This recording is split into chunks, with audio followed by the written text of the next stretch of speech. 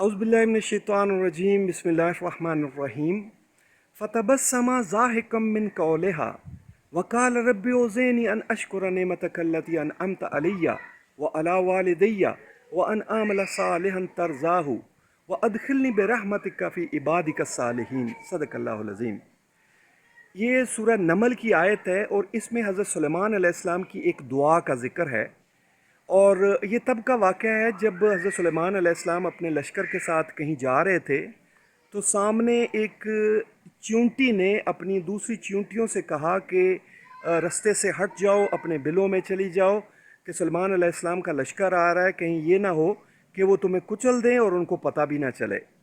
तो किसी को पता नहीं चला, लेकिन हज़रत सुलेमान अलैहिस्सलाम पर अल्लाह रब्बुल इज़्ज़त की रहमत थी कि वो जानवरों की बोलियां समझ सकते थे। तो उन्होंने वो बात सुन भी ली और समझ भी ली, तो वो मुस्कुराए।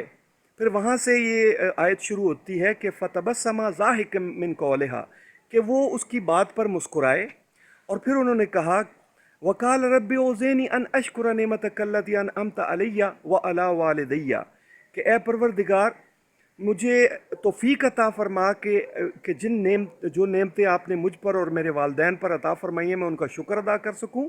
और इससे अगली बात व अन आमला सालिहन तरज़ाहु, और ऐसे अमल करूँ जिनसे कि आप राज़ी हों।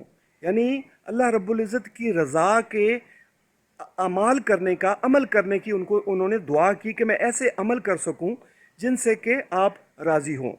और फिर आखिर में आखिरी हिस्सा है कि वह अदखिलनी बिरहमतिका फ़ी इबादिका सालिहीन, कि आप मुझे अपने नेक बंदों में शामिल फरमा दीजिए।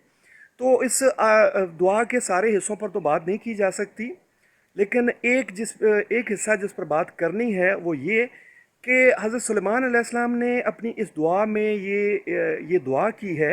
एक हिस्सा उनकी दुआ का ये था कि मैं ऐसे अमाल कर सकूं जिनसे कि आप मुझसे राज़ी हों। और इसके फ़ौरन ही बाद, इस आयत के बाद, इस दुआ के फ़ौरन ही बाद एक परिंदा आता है, हुदहुद, छोटा सा परिंदा।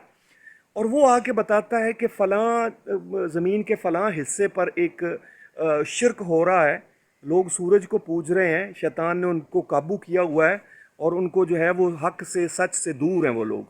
तो हज़रत सुलेमान अलैहिस्सलाम ने उनको धमकी लगा दी, उनको ख़त लिख दिया। अब ये क्यों? अब यहाँ पे अगर हम सोचेंगे तो सोचने में पड़ जाएंगे जनाब कि ये क्यों, उनको क्या हक पहुँचता था कि उन्होंने इस तरीके से उनको धमकी लगा दी। तो बात यह है कि अल्लाह रब्बुल इज़्ज़त ने जिसको ताकत अता फ़रमाई हो, जिसको जो है वो कुव्वत अता फ़रमाई हो, जिसको बादशाहत और हुकूमत अता फ़रमाई हो, उसका ये फ़र्ज़ है कि जहाँ पे वो शिरक को रोक सके, जहाँ पे वो इस जुल्म अज़ीम को रोक सके, वो रोके। यही इस आयत में बताया गया है। और फिर ये कि अल्लाह रब्बुल इज़्ज़त की रज़ा जब उनको मिली तो फिर पता क्या मिला उनको? यानी उनको ये परिंदों और जानवरों के लश्कर मिले, जिन्नों के जो है वो जिन उनके ताबे हो गए और हवा भी उनके कंट्रोल में कर दी गई।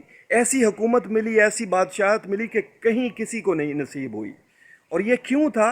कि ये उस शख्स के लिए था जो अल्लाह रब्बुल इज़्ज़त के लिए खड़ा हुआ, जो अल्लाह रब्बुल इज़्ज़त के लिए जिसने जो है वो शिरक को रोका।